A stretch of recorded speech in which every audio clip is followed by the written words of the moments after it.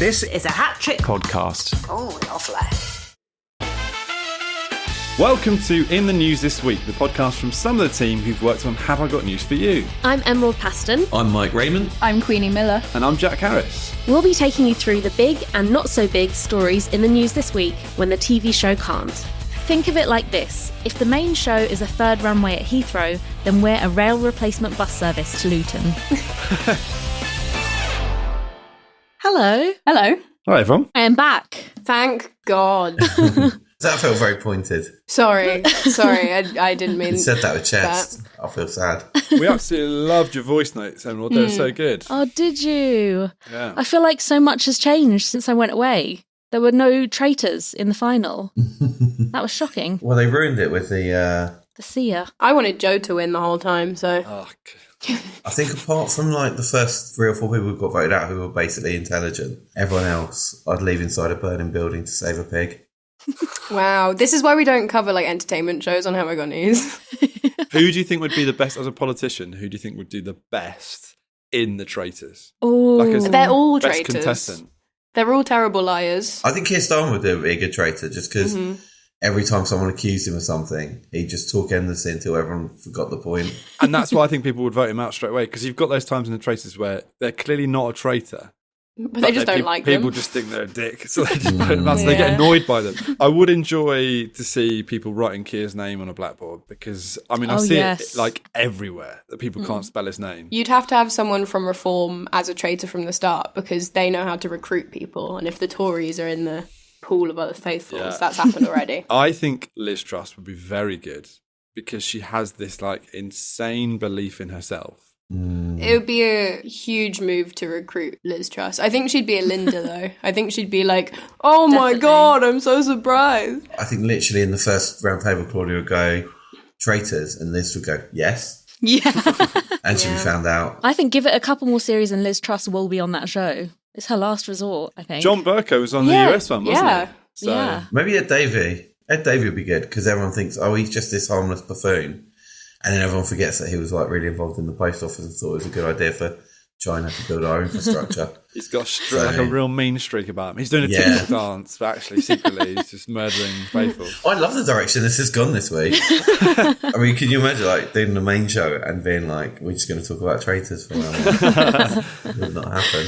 Yeah, maybe we should get to round one, which is where we discuss the big talking point of the week. And this week it feels like it's the call between Donald Trump and Keir Starmer that took place over this weekend, where they were getting to know each other. So what do we think they actually talked about on that call? The good job thing's funny, isn't it? This Trump said Starmer's doing a good job, but he didn't. A very good job. He's doing a very good job. He didn't say what he's doing a very good job of.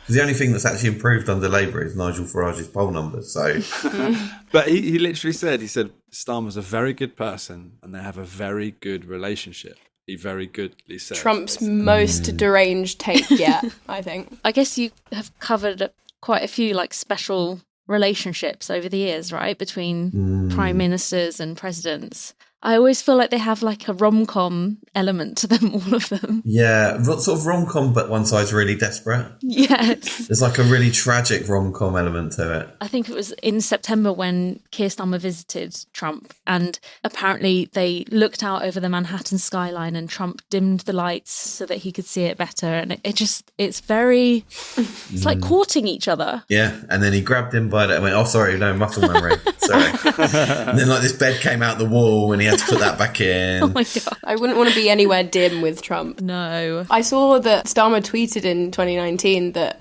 an endorsement from Trump tells you everything you need to know about why Boris is a bad leader and shouldn't be prime minister. Yeah, him and Trump very conveniently seem to have forgotten about that. It's funny because then they asked Starmer after the call, they said, oh, what did you guys talk about? Like, did you bring up Chagos? Because that's kind of important for us right now. No, we didn't talk about that. Did you bring up like the trade tariffs they're threatening to do that will cripple our economy? No, I didn't. I just thought, do you know what? I'll leave that. So basically, he just let Trump say whatever he wants. So no wonder Trump was like, he's doing a great job. Like, it was 45 minutes long, wasn't it? So like given that they didn't discuss any of those topics, it's a lot of weaving. 3 blankets worth of weaving, essentially. Talked about traitors. Yeah. they did too much traitors at the top, and then they didn't have time for anything else. Exactly. It felt like Keir Starmer was just flicking through his like key words that he's used over the last 8 months, and like, okay, what words is he going to like? So we'll just talk about deregulation to boost the economy. I'll give you a quote, and I don't know if you could tell me who said this. We need to stop drifting in the direction of more regulation. Cutting red tape will encourage business investment and growth.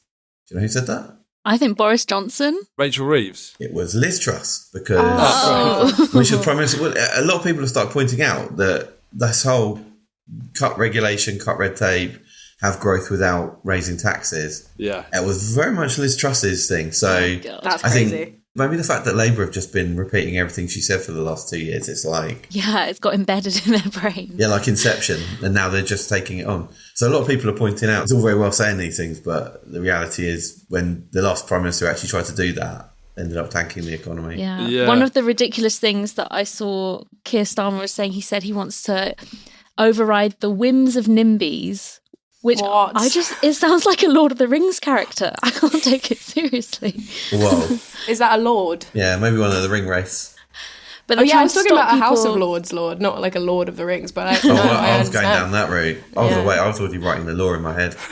We kind of had a bit of evidence as to what happens when you try to go against Donald Trump at the weekend, where, I don't know if you saw, obviously, Colombia. Weirdly, they decided we're not going to take on any deportees from America if they come from a military plane. That was their big thing, because they have, as a country, accepted loads of deportees, right? But this time they said, no, won't accept on a military plane. And they tested the water, and Trump obviously just went, okay, we're going to give you a 25% tariff. It's going to go up to 50%.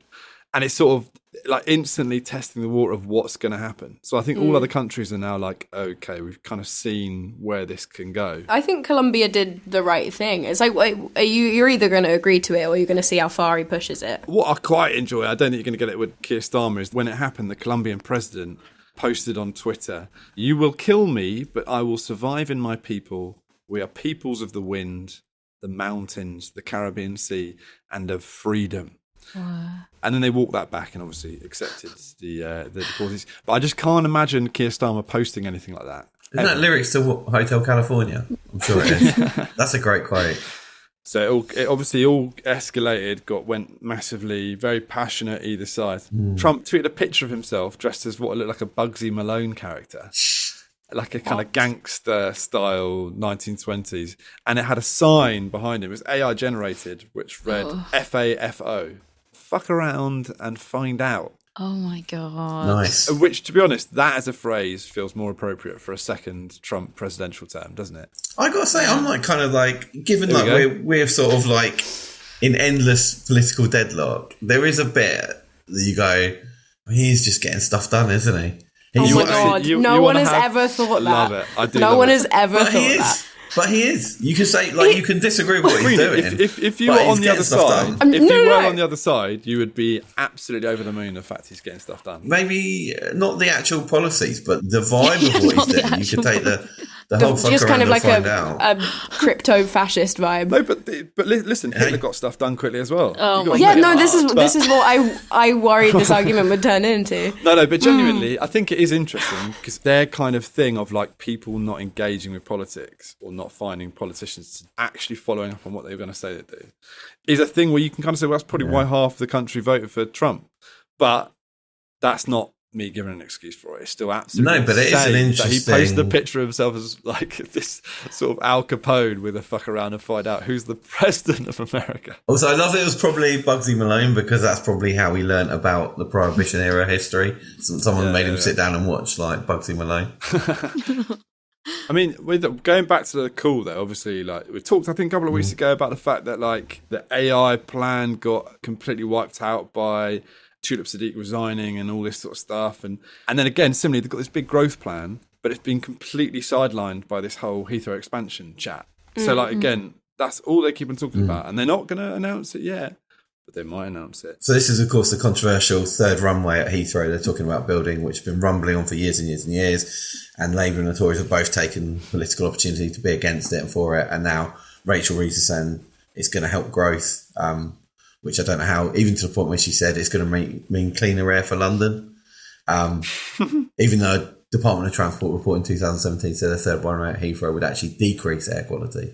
But hey, if it keeps her in a job. It's like a lot of like this kind of like trailing stuff to the papers. And Rachel Reeves saying to the Mail on Sunday that they should learn from Donald Trump's positivity to give the economy a boost and revive the country's animal spirits. And I like to think, what kind of animal spirits do we have within Dodo. Right. Rachel Reeves said that we should be shouting from the rooftops about the strengths of this deregulation, but how are we going to be able to hear that over all the planes flying overhead? But when you do that and you're speaking to the press and you're trying to get on the side of like the sort of right-leaning press, you end up just like announcing basically everything you're going to say, which gives the jump to all your MPs who then go, well, hold on a second. We're not too happy about this plan to do the Heathrow expansion. And they're like, no. But you can't talk about it yet because we haven't announced it. It's like, but you kind of have. So people can talk about it. And it just means that we're recording this on Tuesday, but she's doing a big speech tomorrow.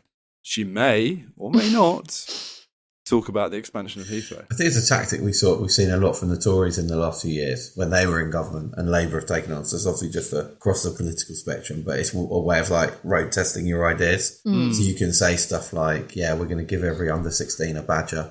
And that's how to revive the animal spirits again. To revive the animal spirit, or to cull them. To revive and then cull. They'll put one option out in the Guardian and one option out in the Mail, and then they'll gauge the public reaction to culling or keeping the badgers. Yeah. If every road test is a car crash, it makes you wonder why they still keep doing it. Yeah. I can't think of one policy that they've announced that's been positively received. No. Obviously, we're going to become an AI superpower, Queenie.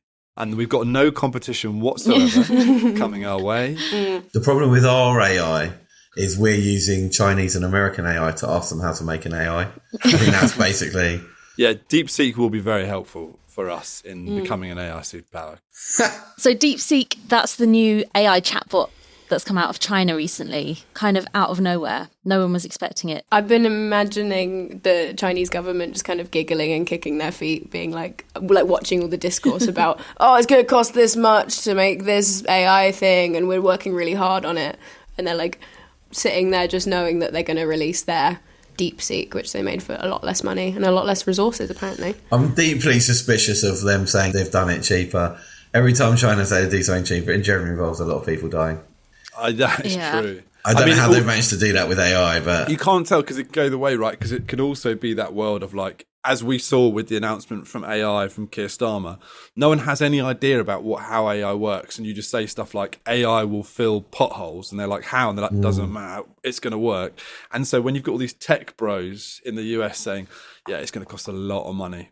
A lot of money, a lot of people to make this. Yeah. Everyone's like, oh, okay, yeah, sounds good. It's pretty wild, isn't it? Like you said, Trump did that announcement, like 4 or 5 days ago, where he said they've got together all this $500 billion worth of investment into AI. And then China just went, no. Mike, what's going on with your computer? It sounds like it's about to blow up. Oh, yeah. Sorry about that. I apologise to anyone listening who can hear it. I've got a new job working for this like Chinese AI firm, so I'm just having they're running a lot of processing through my laptop, but it pays pretty well. So yeah, so apologies for that. Mike's doing an homage to the third runway by making it sound like this is what it's going to be like for people. Yeah, it's a little taster. The flight path. Hearing taster. This noise. Your lungs are going to sound like my laptop.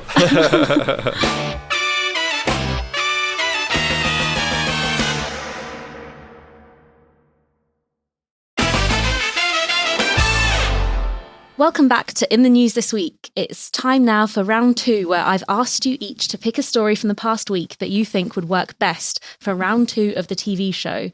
So let's start with Jack. What have you got for us this week?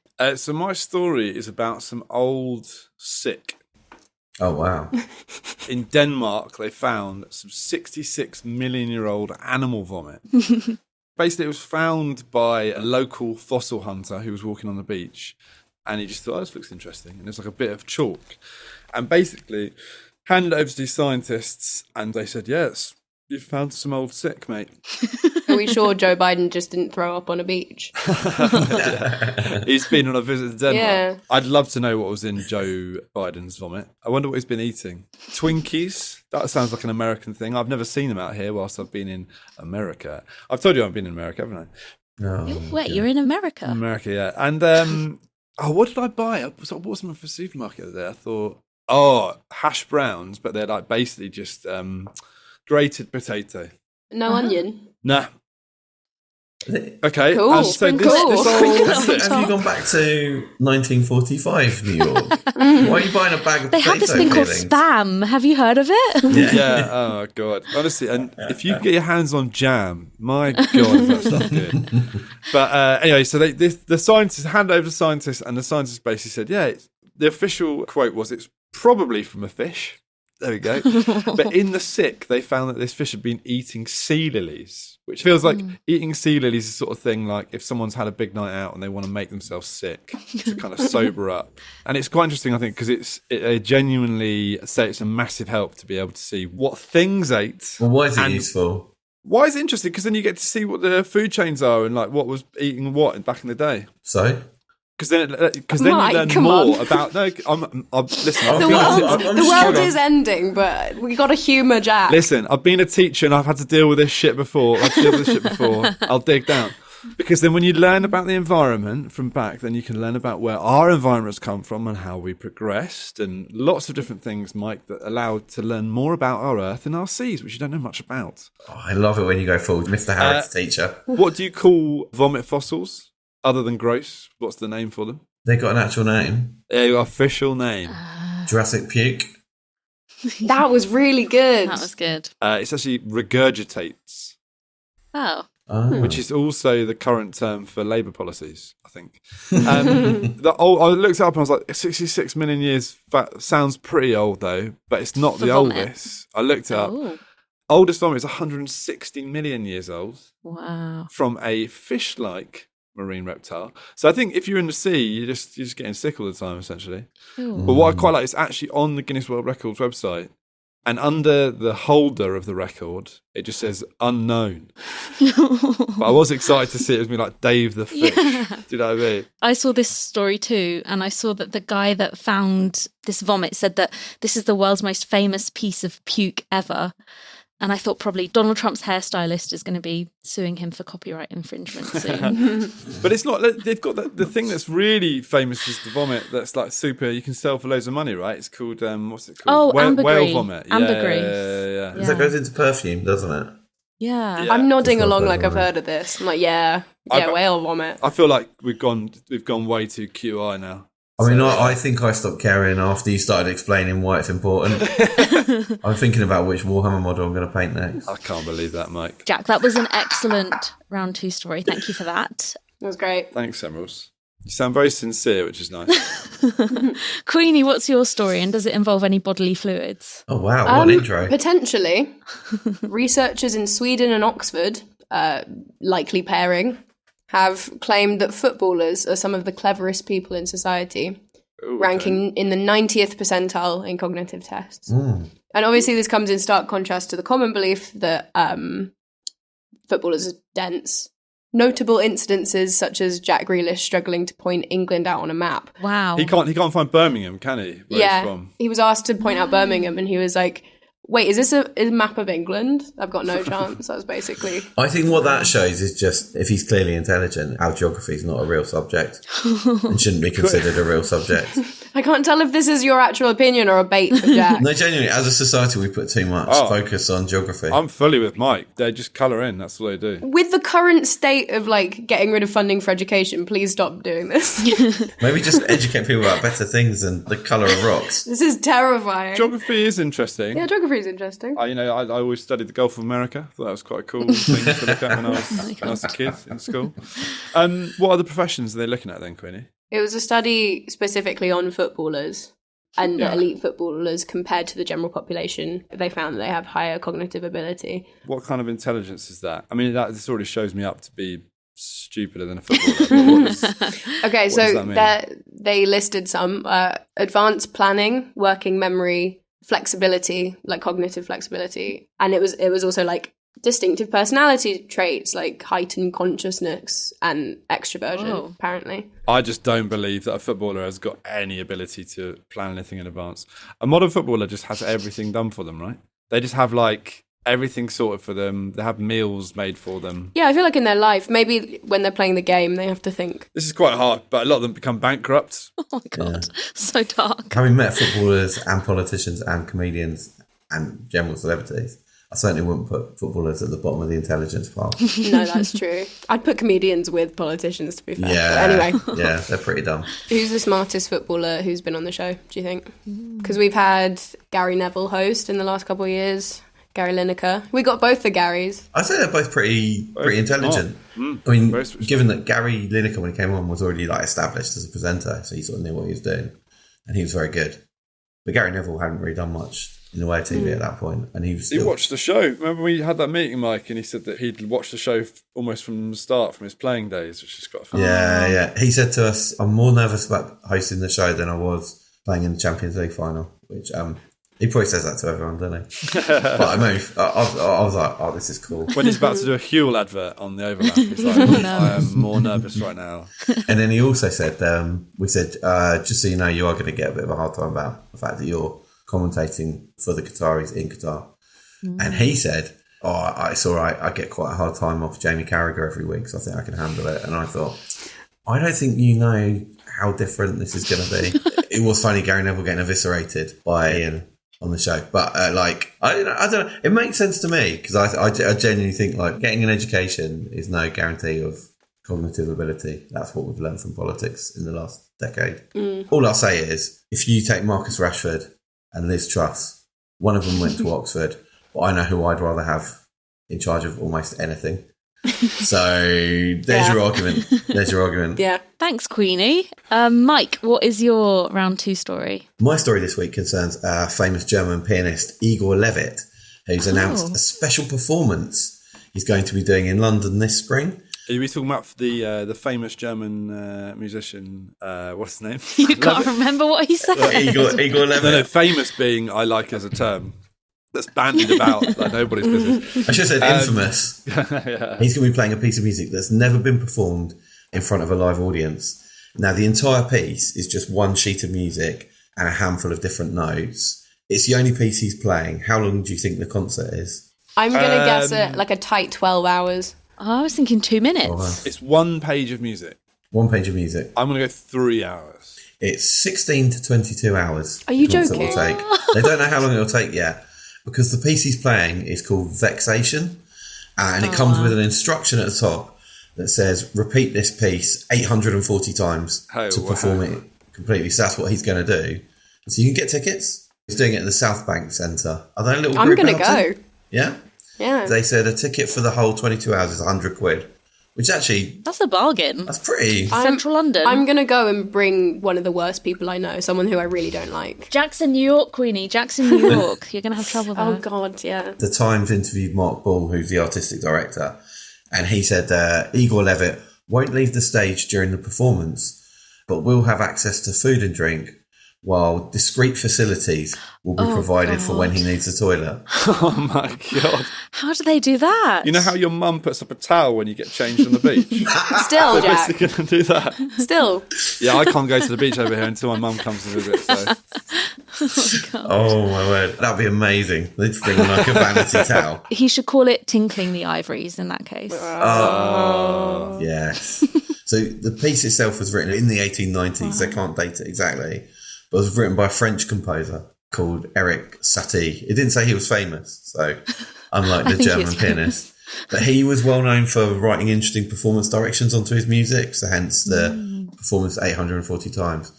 But some of his other instructions on his other pieces include instructing the player to be light as an egg. I'm going to start using that. Light as an egg. If you could do that for him, but just light as an egg. Also, to play superstitiously. Oh. I don't know how you play superstitiously. Every 13th note? Don't know. Lovely. Never play under a ladder. Don't play the black keys. I don't know. And my favourite one, in one of his pieces, says players should play like a nightingale with a toothache. Wow.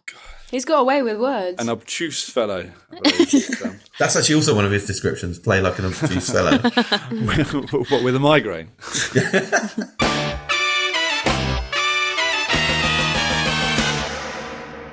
Finally, it's time for round 3, which is the missing words round.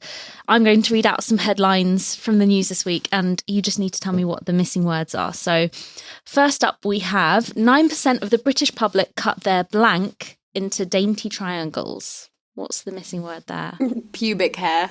Oh, wow. That actually I works can't really I well. wondered if that would be I absolutely someone's can't first top thought. that. Toast. Oh, Yeah. you're close, Queenie. I got a lot of triangle-based material. I chose it because I thought it might be another controversial food take. So the answer is 9% of the British public cut their fish finger sandwiches into dainty triangles. Why just fish finger sandwiches? That's my first question. Well, this was a study commissioned by Birdseye, the Marine Stewardship Council, and Iceland Foods. So, I love that they're slipping the Marine Council In between. in between. yeah. Birdseye in Iceland is phenomenal. They should have led with the Marine Council. I don't think any organisation should just be able to commission a study. Why? Emerald, have they defined what they mean by dainty? They did not define dainty, but I can tell it's an accurate study because they said 9 out of 10 respondents agreed that the humble fish finger is a quick, easy and affordable meal that hits the spot. That See, hits that's 9 out of 10 definitely- correspondents from Birdseye. 9 out of 10 Birdseye employees agree. All their first names were Captain. Do you want your next one? Yes, please. Please. So, new French AI chatbot called Lucy keeps blank. Going on strike. Keeps going. Whipping out the guillotine. Keeps being rude to British tourists. Yeah. Oh, He's passive aggressively talking to them in English when they try to speak French. that happened to me on holiday, by the way. No, the answer is new French AI chatbot called Lucy keeps getting answers wrong.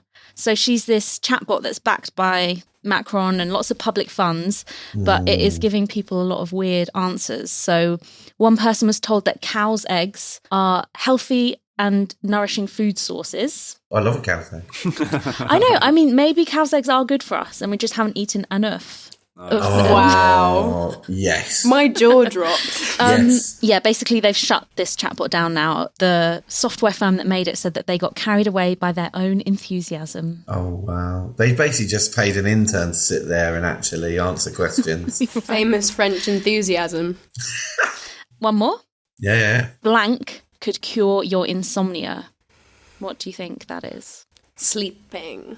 I mean, yeah, it would. Actually, Queenie, that answer you gave is one that was sent to us by a lot of members of the public because we put this question out on Instagram and Twitter. But actually, I think my favourite one from people's responses that they sent in was from Scrivnik. And they said, someone telling you how great their new air fryer is could cure your insomnia. I mean, you don't even need the word could in there. Will. Yeah, will. Yeah. I was going to say becoming a member of the House of Lords. Ah. I always Does falling seem to have that asleep. effect. Yeah. That's really always good. falling asleep. The answer is sleeping like a caveman could cure your insomnia.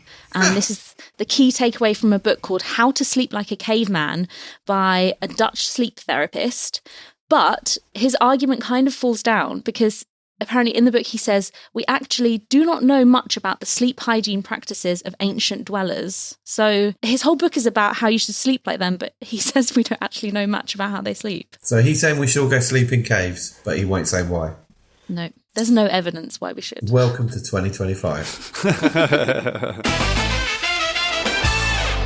Thank you for listening to In the News this week. If you've enjoyed this episode, please give us a 5-star rating on Apple Podcasts or Spotify. For updates on the show, make sure you're following Have I Got News For You on Instagram, TikTok and X. You can also get in touch with us by emailing podcasts@hattrick.com. That's hattrick with 2 T's. Make sure you're followed and subscribed to the podcast wherever you're listening to it now, and we'll see you here for next week's episode. Bye. Bye. Bye. In the News this week is presented by Jack Harris, Queenie Miller, Emerald Paston and Mike Rayment. The producer is Diggory Waite. The executive producer is Claire Broughton. And the music is by Big George. In the News this week is a Hat Trick podcast.